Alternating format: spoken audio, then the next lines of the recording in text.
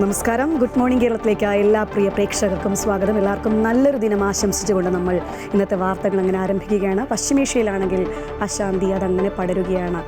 ഇപ്പോഴും ഒരു തീരുമാനത്തിലെത്തിയിട്ടില്ല, സമവായത്തിലെത്തിയിട്ടില്ല. എന്തായാലും തെരഞ്ഞെടുപ്പ് ഒരുക്കങ്ങൾ സംസ്ഥാനത്തേക്ക് എത്തുകയാണെങ്കിൽ തെരഞ്ഞെടുപ്പ് ഒരുക്കങ്ങളൊക്കെ വളരെ സജീവമായി തന്നെ നടക്കുകയാണ്. ചർച്ചകളും സ്ഥാനാർത്ഥി പട്ടികയുടെ അന്തിമ തീരുമാനമാകാനുള്ള ഒരുക്കങ്ങളുമൊക്കെ അതൊരറ്റത്തങ്ങനെ നടക്കുന്നു. അങ്ങനെ വാർത്തകളാൽ സജീവമായൊരു ദിനം തന്നെയാണെന്ന് നമുക്ക് പറയാതെ വയ്യ. ഒപ്പം സംസ്ഥാനത്താണെങ്കിൽ ഇന്ന് SSLC ഹയർ സെക്കൻഡറി പരീക്ഷകൾ തുടങ്ങുകയാണ്.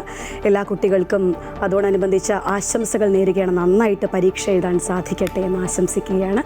എന്തായാലും ആഗോള അയ്യപ്പ സംഗമത്തിലെ കണക്കുകളിൽ വ്യക്തത വരുത്താൻ സർക്കാർ ഇന്ന് ശ്രമിക്കുന്നുണ്ട്.